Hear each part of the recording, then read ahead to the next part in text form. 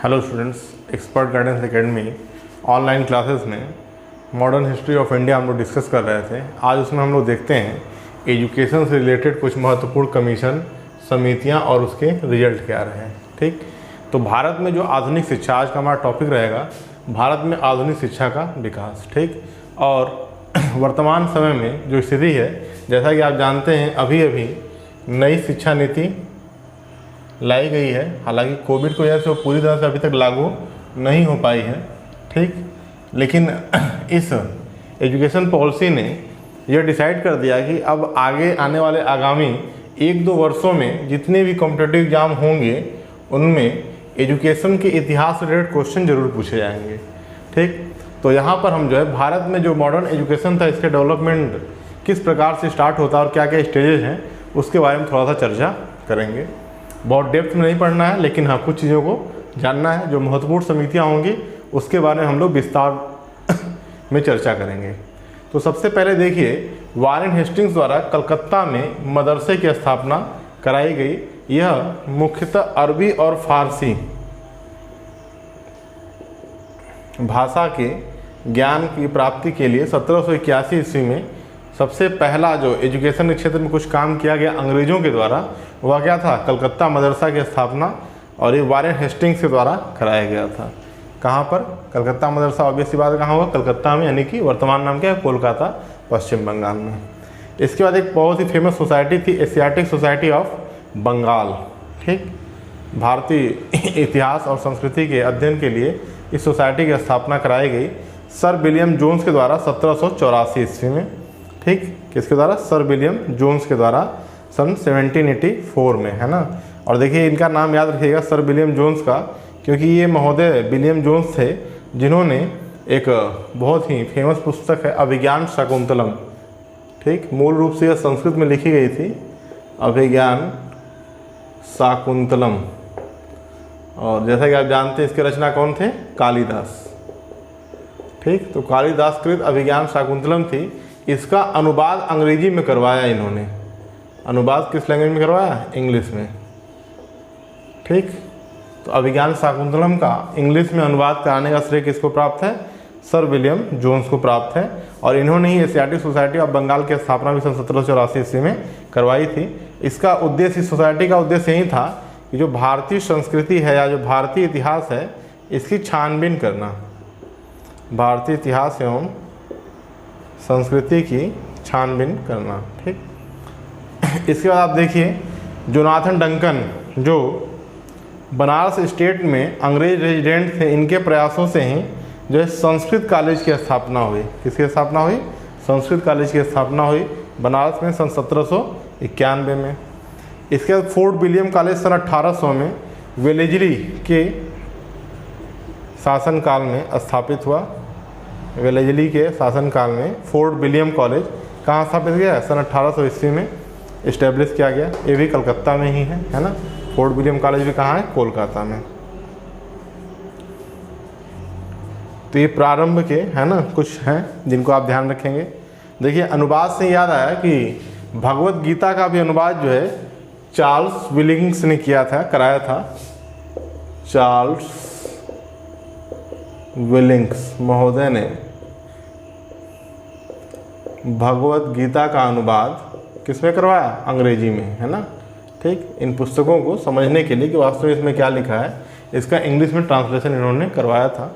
ये सब famous book हैं जिनके बारे में क्वेश्चन आपसे पूछा जाता है। ठीक, तो इस तरीके से ये प्रारंभ में कुछ कॉलेजेस और कुछ सोसाइटियों की स्थापना अंग्रेज़ों के द्वारा कराई गई। इसके बाद अगर आप देखिए तो एक और कॉलेज है जो राजा राम मोहन राय और डेविड हेयर, है ना। तो एक बार आप इधर इसको नोट कर लें, फिर इसको रब करके फिर हम लोग जो है डिस्कस करते हैं।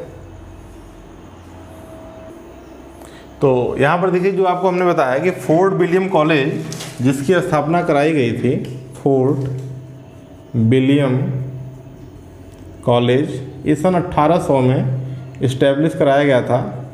और किसके द्वारा? तो वेलेजली के द्वारा। और इसका जो मुख्य उद्देश्य था वह यह था कि जो कंपनी के, जो ईस्ट इंडिया कंपनी थी, है ना, इसके जो असैन्य अधिकारी थे उनकी शिक्षा दीक्षा के लिए। ठीक, और सैन्य अधिकारी थे उनकी शिक्षा के लिए। ठीक, तो ये फोर्ट विलियम कॉलेज की स्थापना कराएगी।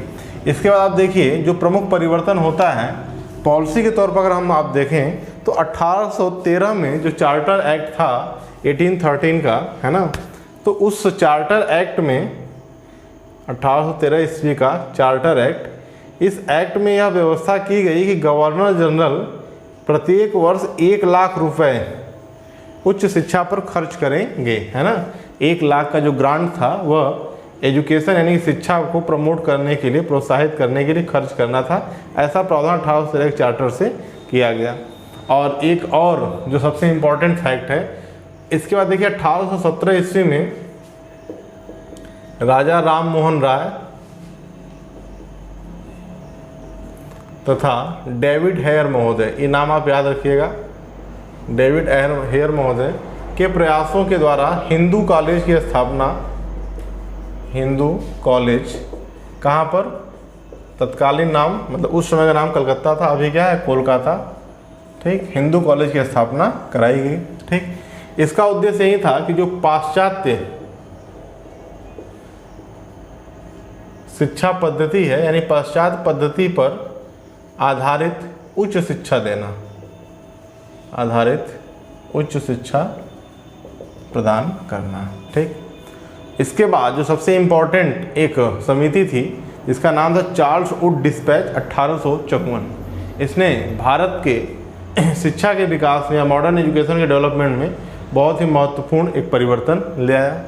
इस समिति ने सबसे पहले एक बात जो की कि अंग्रेजी के साथ साथ शिक्षा के लिए भारतीय भाषाओं को भी जो नज़रअंदाज कर दिया गया था इनके पहले के, है ना, अधिकारी महोदय या जिम्मेदार शासकों के द्वारा, तो इन्होंने कहा कि नहीं, अगर भारत में एजुकेशन को डेवलप करना है तो भारतीय भाषाओं में भी एजुकेशन को देने का प्रावधान करना चाहिए। जो भारतीय भाषा मतलब जो भारत की रीजनल लैंग्वेज है उनकी बात, है ना, जैसे आज अभी जो संविधान में, है ना, अनुसूचित भाषाएं हैं उस तरीके से, तो उसकी भाषा उस भाषा में शिक्षा देने की इन्होंने क्या की बात की, यानी भारतीय भाषा को अपनाने की बात यदि सबसे पहले की गई तो 1854 ईस्वी में चार्ल्स वुड डिस्पैच के द्वारा। ठीक, अब देखिए यहाँ पर इन्होंने जो प्रावधान की भारतीय भाषा की प्राथमिक स्तर पर जो शिक्षा है वह पूर्ण रूप से मातृभाषा यानी भारतीय भाषा में देना सही रहेगा। फिर माध्यमिक स्तर पर यानी मिडिल लेवल पर भारतीय भाषा और अंग्रेजी भाषा दोनों का प्रयोग किया जाना चाहिए, और अंततः उच्च स्तर पर किसकी कौन सी भाषा, अंग्रेजी भाषा का प्रयोग करना चाहिए। और स्वतंत्रता के बाद भी देखिए इस प्रारूप का लगभग पालन किया गया, है ना। ठीक, आप देखिए आज भी जितनी तकनीक की शिक्षा है या विज्ञान वर्ग की शिक्षा है ना, वह सब उच्च शिक्षा है इंग्लिश भाषा में है। ठीक, हाँ, मानविकी सब्जेक्ट हिंदी मीडियम में ज़रूर है लेकिन बाकी अंग्रेजी भाषा में है। मिडिल लेवल पे आपको दोनों मिलता है, हाँ, ये अलग बात है, प्राइमरी लेवल पर भी दोनों है। नई शिक्षा नीति के तहत ये कहा गया है कि प्राइमरी लेवल पर सिर्फ और सिर्फ क्या होगा, मातृ यानी कि मदर लैंग्वेज का यूज किया जाए, ज़्यादा बेहतर रहेगा। ठीक, इसके बाद देखिए निरीक्षण हेतु, है ना, किसके निरीक्षण हेतु, शिक्षा के डेवलपमेंट यानी शिक्षा के विकास या शिक्षा के कार्यों के निरीक्षण हेतु एक निदेशक और लोक शिक्षा का गठन करने की बात की गई, है ना। 5 प्रांतों के मध्य जो है क्या होगा, एक लोक शिक्षा विभाग होगा जिसके एक क्या होंगे, निदेशक होंगे, है ना। और 1854 में देखिए आया था और 1855 में पहले लोक शिक्षा विभाग का गठन किया गया।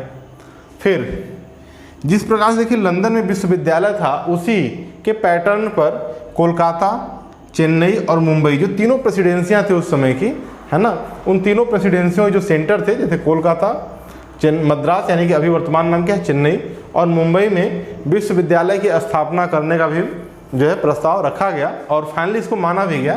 तो 1857 में इन तीनों विश्वविद्यालयों की स्थापना हो चुकी थी। ठीक, और इसीलिए आप देखिए ये जो परिवर्तन थे ना 1857 की क्रांति में, जैसे मैंने आपको पढ़ाया कि शिक्षित वर्ग उस क्रांति से दूर रहा, वह अंग्रेजों का समर्थक था कहीं ना कहीं।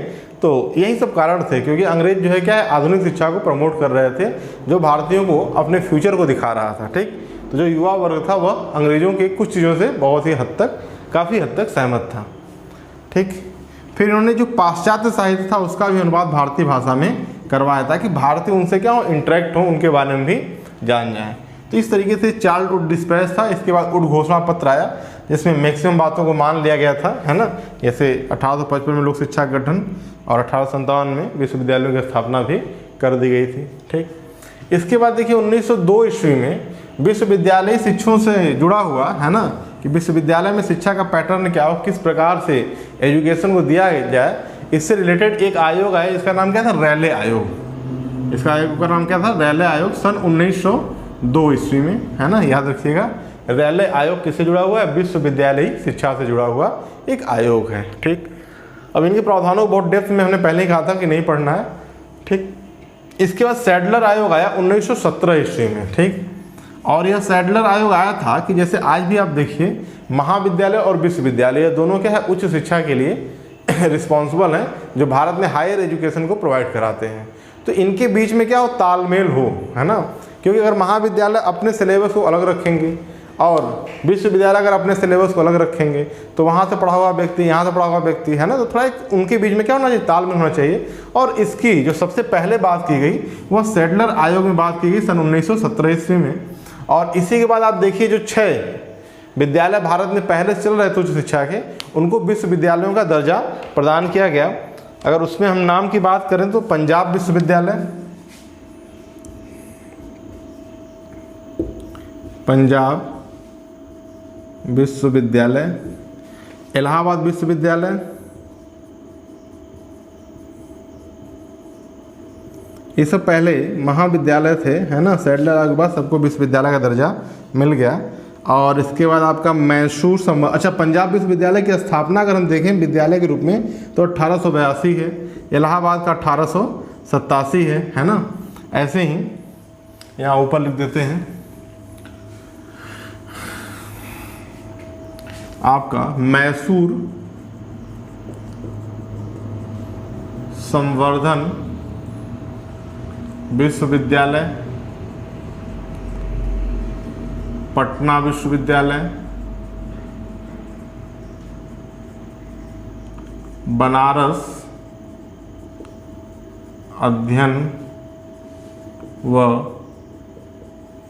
कला विश्वविद्यालय, और आपका यह था एक अलीगढ़ जो AMU है, इसकी भी स्थापना हुई थी अलीगढ़। इसका नाम क्या था? माध्यमिक विश्वविद्यालय। तो ये 6 विश्वविद्यालय का दर्जा इनको सैडलर आयोग 1917 में जब आया तो इसके द्वारा मिला। अब हम इनके अगर इस्टेब्लिशमेंट का क्रम देखें तो यह देखिए पंजाब विश्वविद्यालय 1882 और यह 1800, इलाहाबाद विश्वविद्यालय 1887। इसके बाद 1916 में, है ना, इसको इस्टेब्लिश किया गया था। 1917 में पटना को, 1917 में बनारस अध्ययन व कला केंद्र को, और 1920 में अलीगढ़ माध्यमिक विश्वविद्यालय की, है ना, स्थापना की गई। हालांकि 1916 में आप देखेंगे BHU की भी स्थापना की गई थी, लेकिन पहले ये सेंट्रल हिंदू स्कूल के रूप में था, एक कॉलेज के रूप में था। आगे चल करके इसको विश्वविद्यालय का दर्जा मिलता है। तो इस प्रकार के फैक्ट्स हैं जो क्या है, इंपॉर्टेंट हैं, तो इसको आप नोट कर लेंगे। ध्यान रखिएगा, चार्ल्स वुड डिस्पैच किससे संबंधित है? शिक्षा से संबंधित है। ठीक, ये विश्वविद्यालयों की स्थापना का वर्ष हमने आपको बताया। विश्वविद्यालय शिक्षा संबंधित रैले आयोग आपको याद रखना है। सैडलर आयोग जो क्या करता है, महाविद्यालय और विश्वविद्यालय शिक्षाओं के बीच में तालमेल बनाए रखने की बात करता है। तो एक बार वीडियो पॉज करके इसको नोट कर लेंगे। एक बात देखिए और ध्यान रखिएगा, है ना, ये जो चार्ल्स वुड डिस्पैच आयोग है इसको भारतीय शिक्षा का मैग्ना कार्टा भी कहा जाता है। भारतीय आधुनिक शिक्षा का मैग्ना कार्टा भी कहा जाता है। ठीक, तो जो माइलस्टोन अधिनियम होते हैं या नियम या कुछ ऐसी संस्तुतियाँ होती हैं वो मैग्ना कार्टा कहलाती है। तो ये बहुत ही इंपॉर्टेंट है अपने आप में, है ना। ठीक, तो इसको आप नोट कर लेंगे। देखिए आगे जो है इसमें हंटर आयोग 1882 ईस्वी में, और इसने प्राथमिक एवं माध्यमिक शिक्षा पे, है ना, प्राथमिक एवं माध्यमिक शिक्षा पर जोर देने के लिए और इसमें सुधार के लिए इसका गठन किया गया था 1882 में, है ना। W हंटर व्यक्ति थे जिनकी अध्यक्षता में इस आयोग का गठन किया गया था। तो हंटर आयोग संबंधित है किससे? प्राइमरी और मिडिल एजुकेशन से। इस बात को आपको याद रखना है। इसके बाद ये रैले आयोग था, है ना सर, रैले के आयोग मतलब रैले व्यक्ति थे, उनकी अध्यक्षता में जो गठन किया गया तो इसने जो विश्वविद्यालय शिक्षा के संबंधित अपनी अनुशंसा प्रस्तुत की तो इसके लिए अधिनियम बनाया गया भारतीय विश्वविद्यालय अधिनियम 1904, है ना, ठीक, जिसमें विश्वविद्यालय शिक्षा में काफ़ी सुधार किया गया। और इस अधिनियम को हम लोग जो है कर्जन की शिक्षा नीति भी कहते हैं, कर्जन की शिक्षा नीति, ठीक। लॉर्ड कर्जन जो थे, है ना, जो बंगाल विभाजन के लिए उत्तरदायी हैं, ठीक। इतिहास में भी आगे जब पढ़ेंगे हम लोग राष्ट्रीय चेतना का उदय और स्वदेशी आंदोलन, तो वहाँ पर उसकी चर्चा फिर आएगी। तो यही कर्जन महोदय, तो कर्जन शिक्षा नीति भारतीय विश्वविद्यालय अधिनियम 1904 के माध्यम से जो विश्वविद्यालय शिक्षा में सुधार के लिए था, और यह किससे प्रेरित था, तो कर्जन ने ही रेले आयोग का गठन किया था, ठीक। विश्वविद्यालय शिक्षा में सुधार के लिए अनुशंसा इन्होंने दिया, उसको इसने इस अधिनियम के माध्यम से लागू कराया। आगे देखिए, एक और इम्पॉर्टेंट समिति है हारटोग समिति, यह 1929 में इसका गठन हुआ, और इसने जो है प्राथमिक शिक्षा पर जोर दिया। हाँ, इसने जरूर कहा कि जो विश्वविद्यालय शिक्षा है जिसके लिए आवश्यक हो उसी को दिया जाए, मतलब योग्य व्यक्तियों को ही, है ना, उच्च शिक्षा दिया जाए। अयोग्य व्यक्ति या मतलब ऐसे लोग जिनका कोई उपयोग नहीं है, मतलब इसको सीमित करने का प्रयास किया, ठीक। इसकी क्वालिटी में और इम्प्रूवमेंट करने का प्रयास किया, ऐसा हारटोग समिति के द्वारा, है ना। और जो ग्रामीण प्रवृत्ति के लोग हैं उनको मिडिल स्कूल तक की शिक्षा दे करके, बल्कि उनसे प्रैक्टिकल कार्य और इन सब चीज़ों के बारे में जो है जोर देने की बात की गई, ठीक। तो हारटोग समिति 1929 में आया था। इसके बाद देखिए वर्धा योजना 1937, और यह महात्मा गांधी से प्रेरित था। महात्मा गांधी ने ही उनका एक पत्रिका था, जानते हैं आप, हरिजन, ठीक। और इसी के एक लेख में जो है उन्होंने शिक्षा व्यवस्था के बारे में लिखा था। हालांकि वर्धा योजना को प्रस्तुत डॉक्टर जाकिर हुसैन साहब ने किया था, डॉक्टर जाकिर हुसैन साहब ने किया था। इसके अंतर्गत 7 वर्ष तक के बच्चों को, है ना, प्राइमरी एजुकेशन देना है, उसके बाद से बच्चों का, उसमें फिर आप देखेंगे हस्तकला उत्पाद के बारे में सिखाना, है ना, जैसे सूत काटना और ये सारी चीज़ें। तो जो प्रैक्टिकल है, जैसे आज आप ITI वगैरह में देखते हैं, तो छोटे छोटे कामों को, या बढ़ईगिरी हो गया, वेल्डिंग का काम हो गया, सारे काम, तो इन सबको जो है क्या है, एजुकेशन से जोड़ना, ताकि व्यवहारिक रूप से जो शिक्षा है वो लोगों के लिए क्या है, एक अर्निंग का साधन या रिसोर्स बन सके। तो ऐसा कुछ प्रयास जो है महात्मा गांधी के द्वारा किया गया 1937 में, ठीक। इसके बाद सार्जेंट योजना है 1944 में। हालांकि देखिए जो वर्धा योजना था यह लागू नहीं हो पाया, बाद में जब देश स्वतंत्र हो गया तो राष्ट्रीय सरकार ने इसको अपनी योजना में सम्मिलित किया, और जो भारत की पहली शिक्षा नीति थी उसमें इसका प्रभाव देखने को मिलता है। फिर सार्जेंट योजना 1944 में आया, ठीक। यह भी बालिकाओं और बच्चों के लिए, मतलब बालिकाओं की शिक्षा को प्रमोट करने की बात करता है, निःशुल्क शिक्षा की बात करता है कि भाई उच्च और प्राथमिक शिक्षा जो है क्या है, निःशुल्क दी जाए, अनिवार्य रूप से सबको दी जाए, है ना। एक एज ग्रुप बनाता है कि इस एज ग्रुप तक आप जो है क्या करिए, प्राथमिक शिक्षा। तो उतना डेप्थ में आपको नहीं पढ़ना, बस जानते रहना है कि सार्जेंट योजना किससे संबंधित है, 1944 में आया था, शिक्षा के सुधार से संबंधित है, ठीक। तो इस प्रकार से आप देखेंगे 1944 यानी कि देश की स्वतंत्रता तक प्रारंभ से लेकर जितने भी प्रमुख आयोग थे, इस वीडियो के माध्यम से हमने चर्चा की। एक बार प्रॉपर तरीके से आप सबको सीक्वेंस में लिख लेंगे, नोट्स बना लेंगे, कौन सा किसके समय में आया, ऐसा कुछ तैयार कर लेंगे, तो यहाँ से आने वाले प्रश्न आपके एग्जाम में जो भी आएगा वो आप उसको आसानी से और आराम तरीके से कर सकते हैं। Thank you. चैनल को सब्सक्राइब जरूर कर दीजिएगा, अगर अभी तक आपने चैनल को सब्सक्राइब नहीं किया है तो वीडियो को लाइक करिए, अपने ग्रुप में शेयर कीजिए। इस वीडियो में, मतलब इस चैनल पर हम लोग ऐसा प्रयास करते हैं कि जो भी आगामी परीक्षाएं हैं उसके हिसाब से वीडियो को अपलोड किया जाए, ताकि वो आपके लिए महत्वपूर्ण और यूजफुल साबित हो जाए। Thank you.